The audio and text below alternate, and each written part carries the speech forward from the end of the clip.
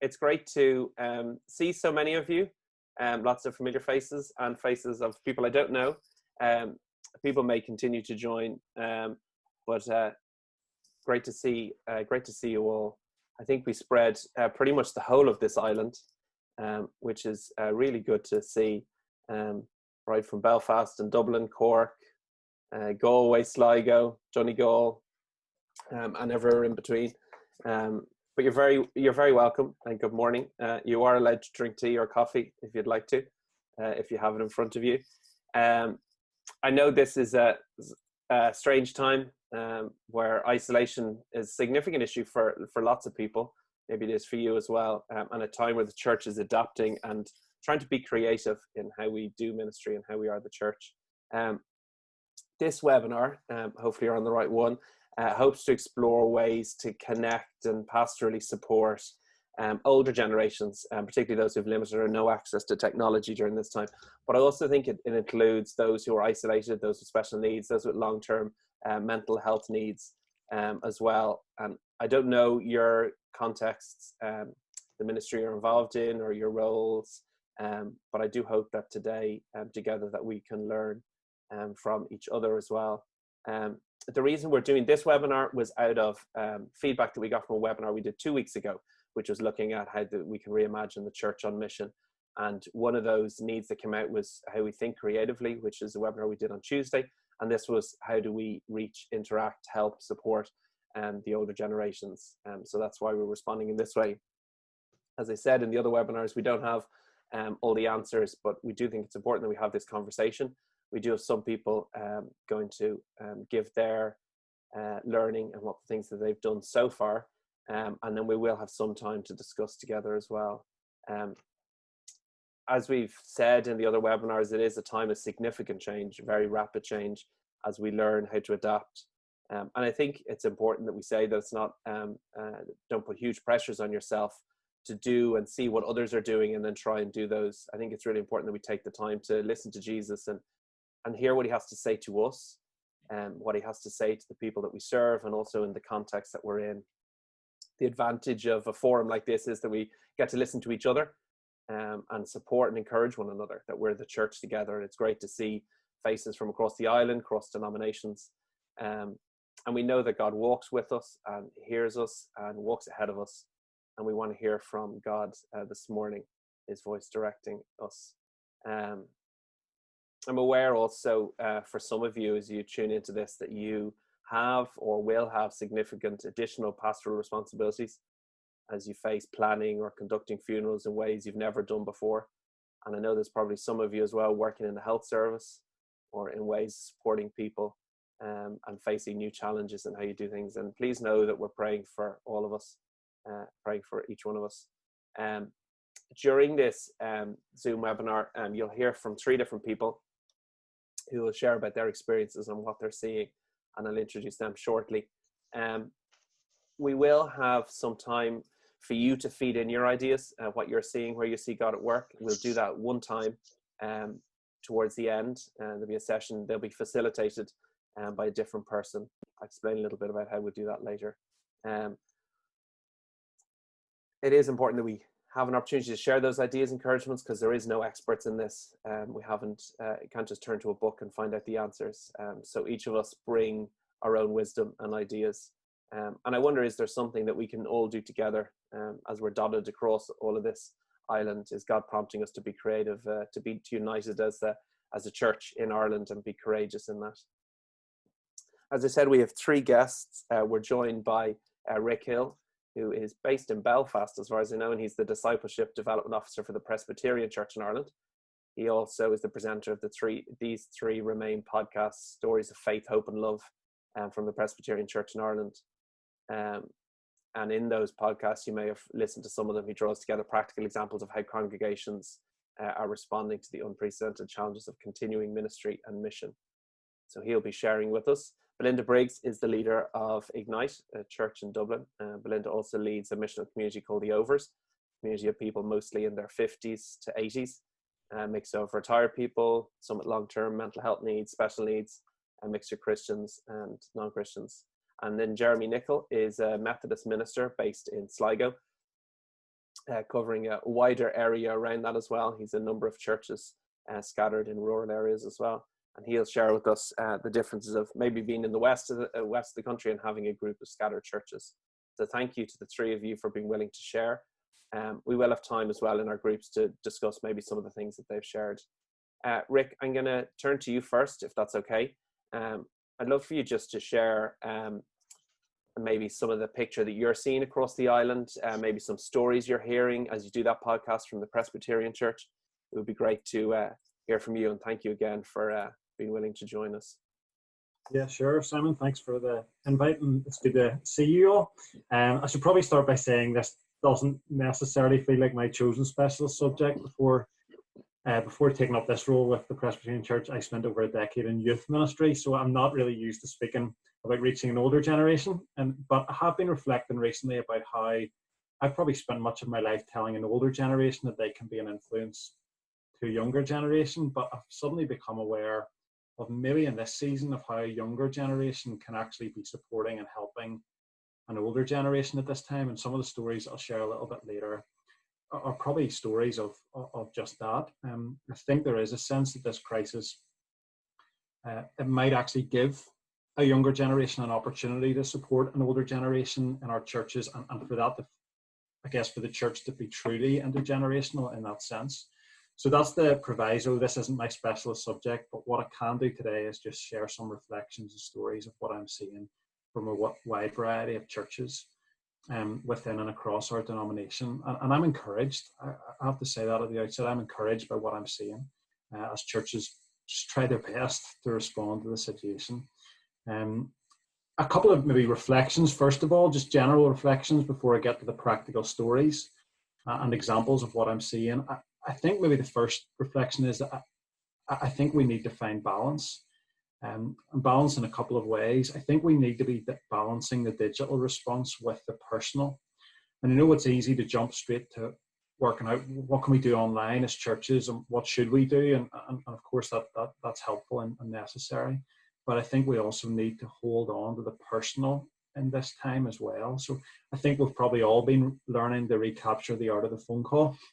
And however inadequate it probably feels, pastoral care by phone is probably the best option for many right now, and particularly the many in the age group that we're thinking about today.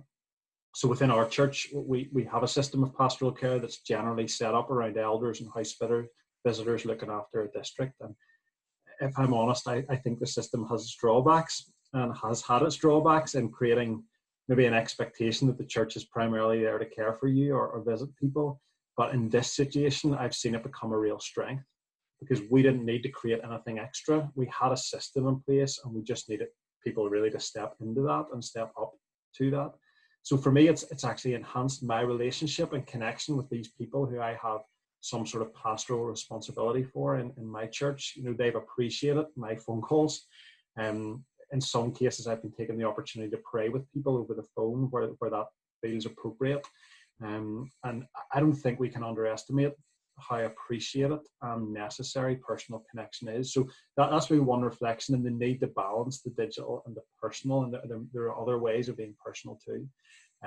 I also wonder if we need to balance the need for fresh innovation, but also a pastoral response, particularly with the older generation in mind. So Isaiah 58:12 is on my mind, and it says, your people will rebuild the ancient ruins and will raise up the age-old foundations. You will be called repairer of broken walls, restorer of streets with dwellings. And there's a balance in that verse, actually, and some of it is about rebuilding and some of it is about raising up. And I do happen to believe that this time gives the church a fresh opportunity to lean into new rhythms. But when it comes to the older generation, I'm not sure it's helpful to go screaming that from the rooftops or tell everyone how good the coronavirus is for the church, for example. The reality is this is not good. It's horrible and it's deadly, and particularly for some in the older generation, it's a threat to their health and their lives. And so as the church leans into fresh innovation in these days and grasps new opportunities, I think we need to find a balance of dwelling with people in the anxiety of this and their worry or their pain or their fear or their loss. And so coming back to that verse, I think our posture should be rebuilding and repairing that which is old and that means leaning towards people pastorally in this moment and personally at this time. A few stories and examples. I think this is an opportunity to mobilize people to serve in fresh ways. It's a time to develop and build our concept of every member ministry. And so I know of churches who have created a buddy system or an adoption system. Those are some of the phrases that they have used, where younger members of the church have made themselves available and willing to do shopping for people who need it, or to collect prescriptions for vulnerable members of the church. And leaders, ministers are reflecting with me that these are people who would not normally have signed up to serve in these ways. And in some cases, these are like centrally organized schemes by the church or by leadership. And in other places, it's farmed out more, where individuals are assigned some older members to regularly touch base with.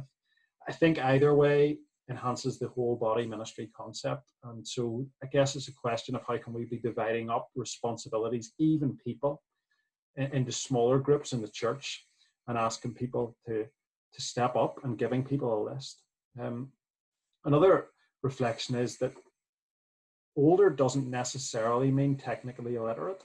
And it might be unnatural for many, and it is impossible for some perhaps, but don't automatically rule people out. So for example, my dad's in his late 60s. He's far more experienced of conference calls than my wife in her late 30s. Or sorry, in her early 30s. I'll get in trouble for getting that one wrong. And so just because someone has never used certain technologies doesn't mean they can't or are unwilling. So if your church is doing something online, don't just rule out an older generation, say that means they won't be on that. So a minister in Donegal told me that in his church recently, there is currently a 94-year-old who has had the internet put in and learning to use an iPad, and a 90-year-old who's learned to use WhatsApp and Zoom, so she can be part of daily prayer meetings or whatever's going on. And in their prayer meeting in this church, it's Donegal Presbyterian, via Zoom, he told me that the number over 70 equaled the number of younger people on the call.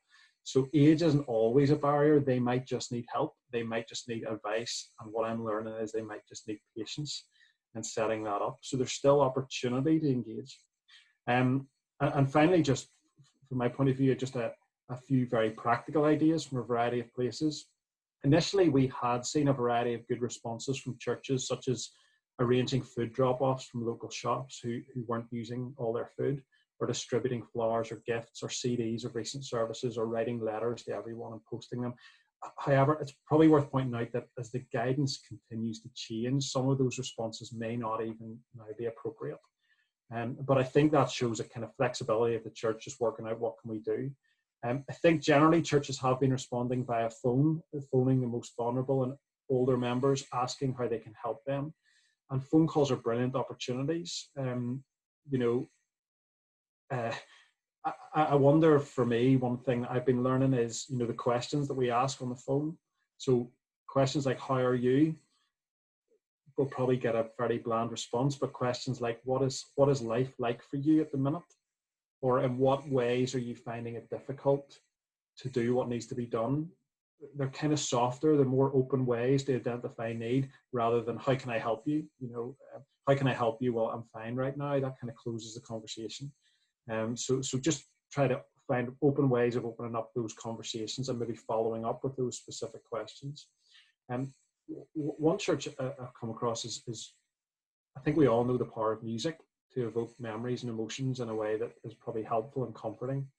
So churches have been capturing instrumental music of familiar songs and finding ways to get this to their older members. So my parents are musicians in their church. They've been recording songs on their phone and then sending them to people who can play them to older family members.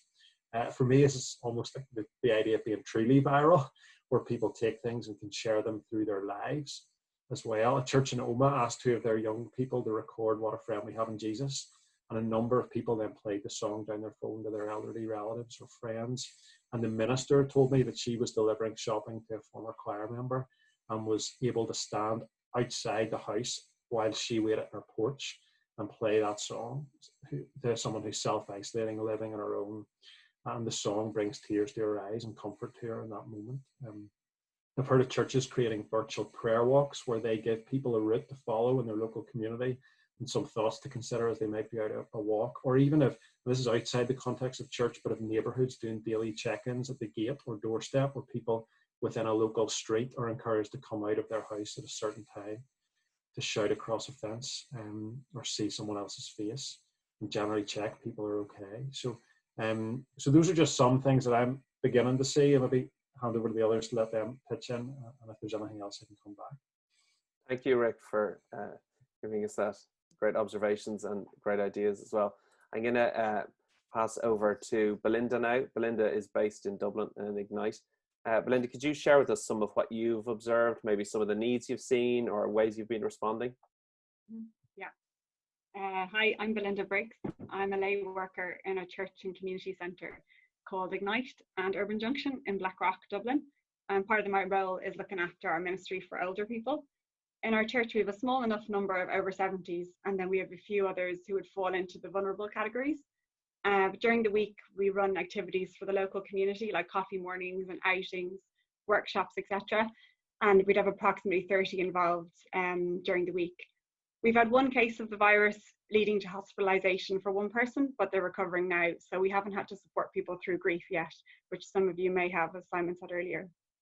So some of the things that I've observed these past weeks and the needs I've seen, I suppose the biggest one, which you'll be familiar with, the need for connection, to feel a part of something, to be remembered, and the practical needs, which we're familiar with as well, for groceries, for medical supplies, and the need for physical and mental exercise. I think this is potentially a big problem we're going to face further down the line when older people have lost muscle strength and stamina for walking, and also mentally the fear that will grow for some people when they have to step outside their house again after possibly months isolated. So these physical and mental byproducts that could happen, or that could be a result of the isolation. Then another need would be the need to do something worthwhile. So still being able to contribute to their loved ones' lives and to their community in some way.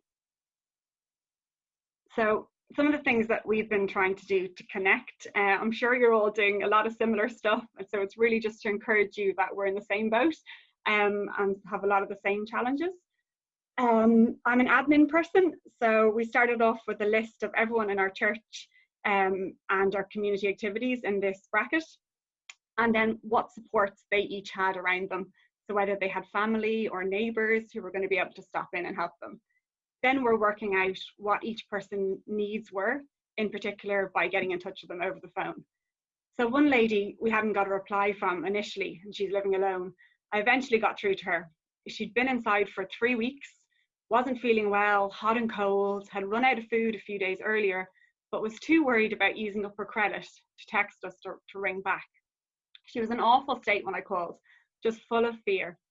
So we rang her twice a day for a couple of days after. We delivered groceries and flowers. We got her on to her doctor, and things improved immensely. I think a massive part of it was the human connection, just that seeing that other person in the flesh broke the massive anxiety that had paralysed her. So there's a team of 4 of us who meet together approximately weekly to check in with each other on our list of the people, and we work out who we need to call or shop for, and then delegate some of that to volunteers. We're trying to keep a note of birthdays as well and sending wishes to people, making kind of maybe a bigger effort than we might normally have, especially for those who don't have families around them. Technology, of course, has played a role for us as well. So we've been able to make sure all that can be connected have been. So some of us have called people over the phone and just step by step how to use Zoom. We've asked family members or others around them to get them set up or donate iPads or laptops. So everyone in our church is set up now on Zoom. So we've been able to meet together approximately 3 times per week online with the older ones in particular. And then we have a WhatsApp group as well for older ones who have WhatsApp.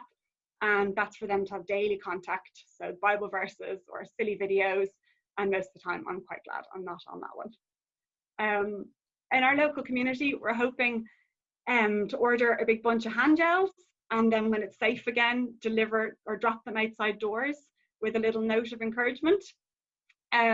We've been able to do things like posting Christian magazines like Fox magazine, or if you had your latest newsletter around to people, Rick kind of mentioned that as well. We've signed up to our local council as a volunteer organisation that can provide volunteers, but they haven't actually needed us yet, so that's good. The Gardaí in our town have been just doing an amazing job. And so many of the older people have got back to me to say, oh, the guards have already been down checking on me and buying me groceries. So that's been really good to hear. My last thought is really around empowering older people. So when we're talking to people on the phone, as Rick said, the really good questions, but then also when we're preparing talks or Bible studies, thinking through the kind of things that might empower older people in the ordinary things that they're doing. So that reminder that God has a purpose for us at every age and stage, that we're accepting our limitations, which are worse than ever, but not being put off. Asking God to give us a good imagination and to be creative in what we can do. Whether we're writing a letter to somebody or card, maybe when your post is being delivered to you or your essentials are being dropped off, that you give a letter back to the person delivering that they could then put into the post box. Maybe knitting or painting or baking for others, if that's something you can do. My husband's great aunt, she turned 97 yesterday. Her eyesight isn't great for reading or TV, but chatting to Michael on the phone, she was saying to him that she'd been really busy on the phone though, because there's a lot of people on their own in her church, and she was very concerned that they might be lonely. So everyone is needed in God's kingdom, but I'm preaching to the converted there. Encouraging older people to pray. The rest of us, I think, are maybe catching on with them to how important this is. Tell people that you're praying for them and then asking them for requests. So keeping up the connection with someone that you're praying for. So I'm definitely glad that we all have a role in supporting our communities now, whatever seemingly small way that can be. There are opportunities there, and that's exciting in amongst the hardship. So that's me. Thank you, Belinda. Thank you for those comments and the reminder that we're all important and used. Before we go into the groups, Jeremy, I'm going to pass over to you. You're living in Sligo. Maybe would you give us some thoughts of where you're at? Obviously, when you went into training, you weren't trained for how to deal with this kind of circumstances. But what things are you seeing? How are you adapting? If you could share a little bit on that. Thank you. Yeah, thanks, Simon. Yeah, I suppose the first thing is Simon didn't pick me because we are the cutting edge of technology in this area. It's really just that I'm maybe more typical of where a lot of us are and where we were at the start of this. So a really scattered church, small groups, some elderly without sort of computer expertise. So it's a massive change for us. So my model would have been visiting, a lot of time sort of traveling from one place to the other. And the form of connection was the personal, physical one, rather than the phone call being the way that people like to receive that pastoral support. So it's quite a big change, and we weren't prepared for it, but we've been working through it. I suppose the first thing we did, and it's something Belinda picked up on, was we went through the congregational lists. And we looked at each individual. We identified those who were high risk. We identified those who were most isolated. And then we looked through what communication methods we had with them. And then we talked to each one. An important thing for us was setting up the WhatsApp groups, because we found that created a forum for people to chat. And it was also a way that they could look after each other and then look outward to the ones that weren't in that group. So we found that to be very effective, actually, and to be a really encouraging source of outreach to people. What we've taken Zoom as the platform we've been using, just because we found it to be quite interactive, and it gave people the kind of space that they needed to talk to each other, because it meant that they could actually see each other, albeit across an internet connection. But the challenge, there have been a lot of challenges with that too. I mean, we talked about how some people are not able to connect into that because of expertise. So we've talked through that. But the other thing we have in the West that perhaps isn't in Dublin is we have in a number of situations a really bad broadband connection.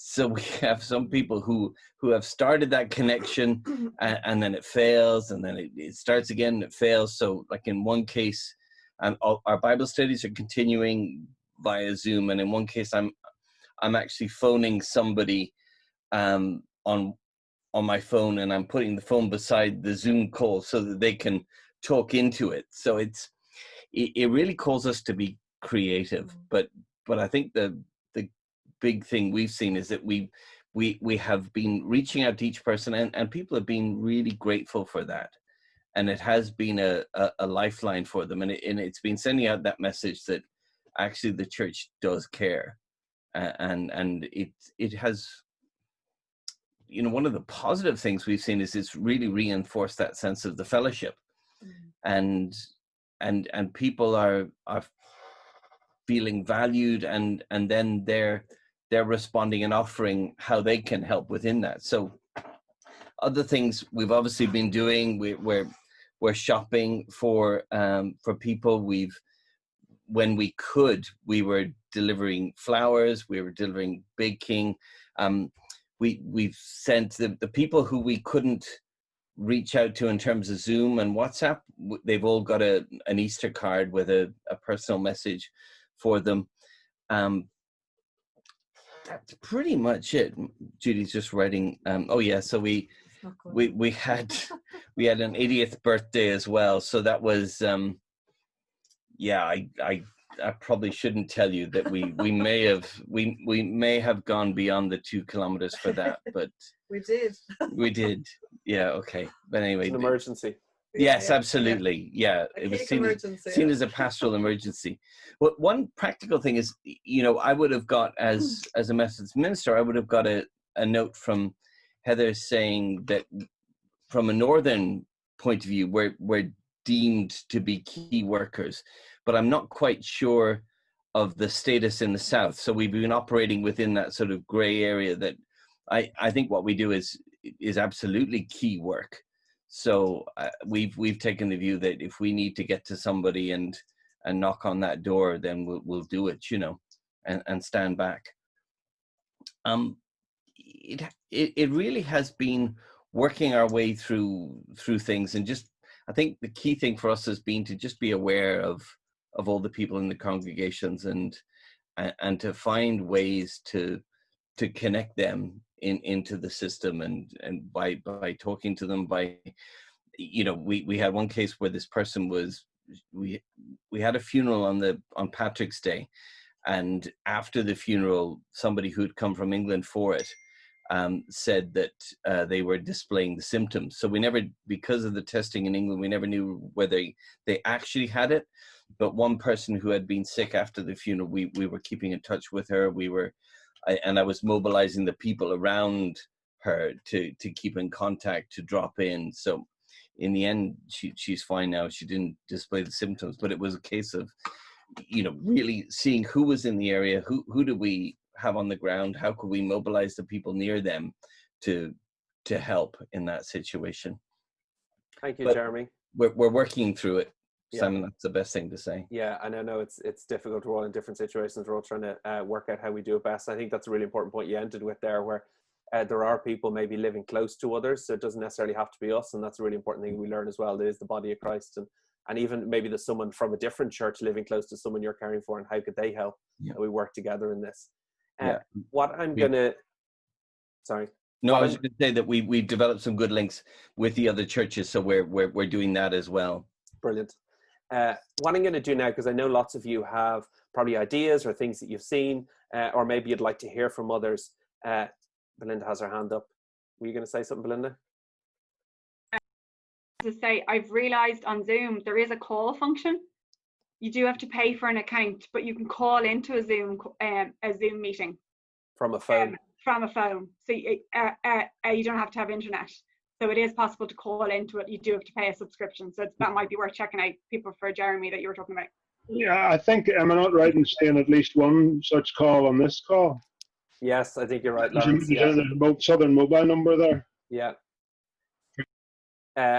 So what I'm going to do now is break you into groups. just to share some of those ideas, some of those things you've heard. We'll be in groups of about 10. Will be facilitated. You don't have to partake.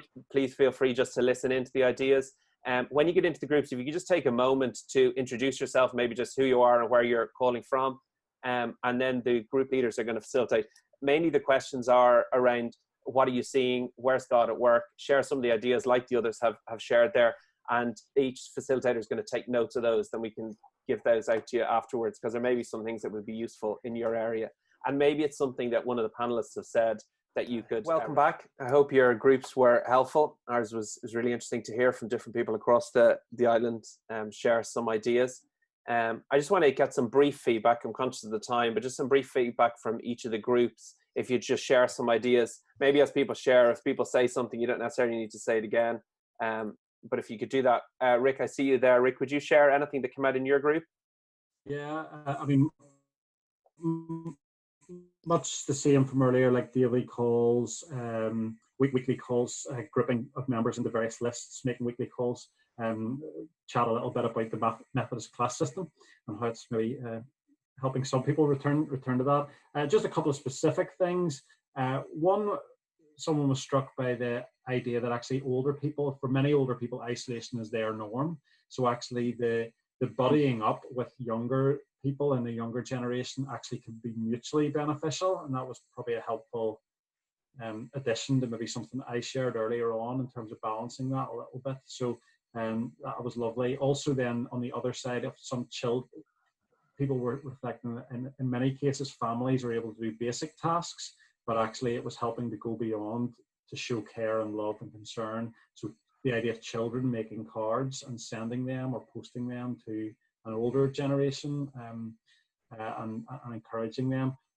Ruth, I'm going to highlight Ruth Jeeves in the call, who was talking about, she's holding up now a booklet that she has created called Care for the Soul, I think, and she has Calm for the Soul. Thank you, Ruth. And she's been talking about how she can share some of that with people, either in an online platform or the physical booklet that she has available as well. There are basic Bible readings and prayers and reflections for people as well. And just lastly, some people talking about how this is really an opportunity to reach people in the fringe and people that they may not have gone towards naturally or maybe being not sure about how to get in touch, that actually this provides a natural contact point with people as well. So just some of our reflections. Thank you, Rick, for that. David, can I go to you? Share some of your ideas. Yeah, they're not my ideas, they're everyone else's. One was just in relation to remembering things. So sometimes we can do things on social media and things like that, but also maybe having a paper version available to post out to people. So for example, say there's a sermon or something shared, just where the typed out version or whatever, or a service sheet or whatever could be shared with people. It might have to be posted out to them or something like that. Another is currently Methodist Church in Ireland have a weekly service sheet available apparently on the website. Fiona can correct me afterwards if that's incorrect, but basically now weekly there's a sheet available. That's true. Thank you, Philip. There's also another idea was where in advance of like having a chat on the phone or a video call with somebody, is just to text them, say make a cup of coffee or whatever first, and then we'll come together and do a coffee over video, WhatsApp or something like that. So it's just ideas. Another one is linking, just in relation to trying to, I suppose, encourage people with the familiar things that are familiar to them, because this is the environment that they're in at the moment may not be, or the situation they're in is not familiar. And it's that could be through print, could be through pictures, could be through photos, and just trying to encourage people in that. So just being aware of and encouraging. One person said that even where the service was streamed from the church, that there can be a familiar thing to thing and bring a bit more stability. And at the same time, as Nick shared earlier, it's about bringing about the balance of, like, you know, modern and the usual experience for people. So somebody else was saying that actually the church building is irrelevant at the moment. So it's just always trying to find a balance between different things like that. What else did we have?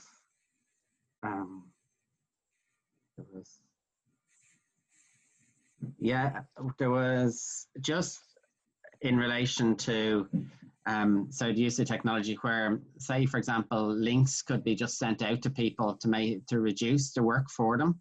Even so, for example, if it's a link to a service that took place where everything isn't just like necessarily live streamed. So if somebody's internet or something isn't working at that moment or it doesn't suit them, that's where they can play back afterwards at their own leisure. I think yeah, and pretty much other things that we already talked about were shared then as well. So that's it. Thank you. Yeah, okay, I'll talk. Thanks, Sam. Sam Campbell in Joymount had suggested, it sounds like a really good telephone system. It's called switchdonnetwork.com. It's an American phone system where you can upload your sermon or something that you've done in church, and then someone can basically phone in and listen to it. So if you contact Sam, if you want more information on it, they've had about 38 people a week listening. So someone's literally just on their normal phone able to listen to the sermon. Now there is a cost involved, but it's more on the church's side than the person calling in. It's like a normal phone call for them. So anyway, check that out if that's something you've had older people who weren't able to get onto Zoom or on Facebook, etc. So sorry, repeat the name, please, of that app. So it's Switch, DONNETWORK.com. So switchdonnetwork.com. It's a telephone system. So you have to kind of set it all up at the start, but they said it was really, really effective there. Just one other one.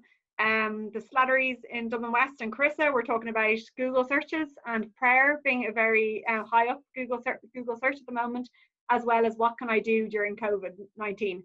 So people were saying if our website could be adjusted to almost to answer those questions. So if people were typing in prayer, and that your church website then would come up for them in their area, and it might be like on your church website you might have some meditations or prayers that people could do, or like what can I do during this isolation, then might have some list of things that they could do, but also you'd have links obviously on your own website for different things. So it might be just a way for people to connect with your website. Thanks.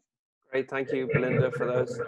We'll record all of these notes and send them out to you afterwards as well. Jeremy, just turn to you. Anything to add to that list? Yeah, one of the things that we emphasize that we're perhaps sometimes we expect too little of the older group, because they can be actively praying. We can be asking them to get involved, and they'll find creative ways to do that. We emphasize the type of question is when we're talking to people, the type of question is a key thing. It can be a closed question, it can be an open question.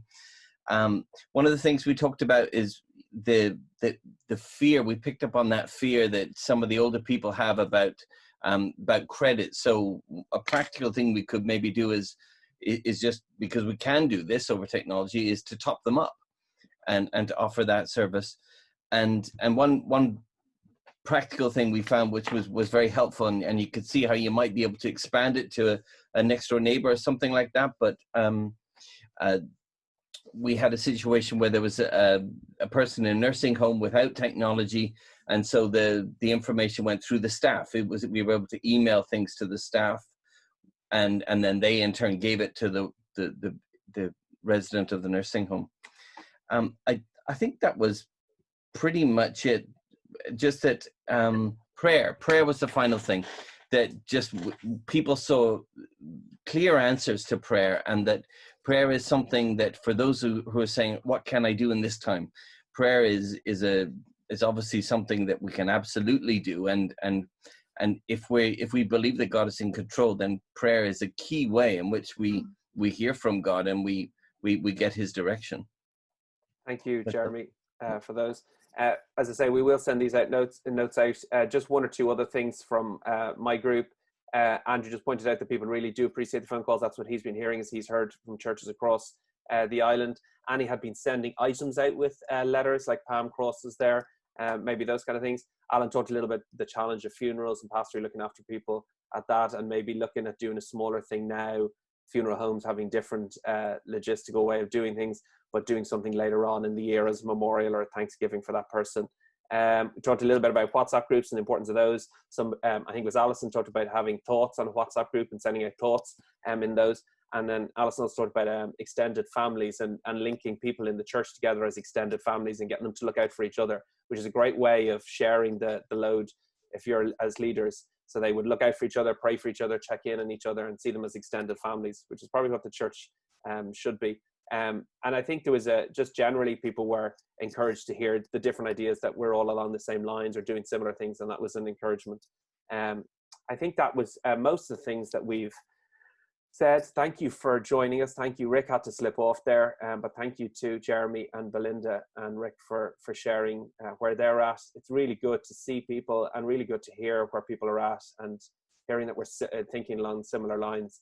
I'll put those notes together and get them out to you as soon as we can. If I haven't got them to you in a few days, please come back to me. There's one thing I just also wanted to point out, if you're interested in it. We're hoping to set up some learning communities that you may be able to see that there. Online learning communities where we can share together something similar to this, like we did in the small groups, learn from one another. Obviously, the time we're in now, things are changing very quickly, and we're trying to grapple maybe for answers. We hope to do in the longer term, maybe learning communities with specific a focus and some sort of teaching. But for the next 3 weeks, our plan is to, starting in the week beginning the 20th of April, start a 3-week process of just getting people together in different places to share together, pray for one another, be encouraged like we've done now, and maybe share some of those ideas together. So if you'd like to know more about those or sign up for those, they'll be online, and we'll probably have a few at different points during the week. So there might be a morning or an afternoon or an evening, and they'll be facilitated like the groups were there. And it'll just be an opportunity for us to share together, encourage one another. And then we'll assess that after 3 weeks and go, well, look, these are the 3 or 4 really important things that are coming up. And we'll try then and shape learning communities around those topics. But that's how we're going to start and learn as we go. So if you're interested in those, take a note of that website address. The capitals in the learning communities online are important for that link, just to make note. And I can send that in email with the list of ideas that we've come up with as well, and my email's on that as well if you'd like to contact me, or if you have any thoughts on any of this, or if you'd like to see any of this again. But thank you to each of you for joining in. It's great to hear your ideas, and really encouraging to hear that people are supporting one another. And it's just great to see such a broad range of people and broad range of backgrounds and denominations coming together. Let me just pray as we finish. Father, we do thank you that as we sit together here in nearly every county in Ireland, Father, we know that we are the church, not because we're part of a particular denomination, but because we're part of your church in this country, in this whole island. And Father, we thank you for the various expressions of that church and the various contexts that we're in, the issues and obstacles that we face as we lead in those spaces, and also the opportunities to serve and love the community as well as our churches. So Father, we thank you that you have been with us, that you've spoken through us, that we have shared and encouraged one another. And Father, I pray that we may continue to serve you in the places we are, that we may continue to know that we are doing an important work because you're at work. And Father, we do thank you that you are at work in those places. And we thank you for calling us into those. And we pray this for your kingdom. We pray them in Jesus' name. Amen. Thank you. I'll leave that slide up. Feel free to leave the meeting whenever you want. Thank you.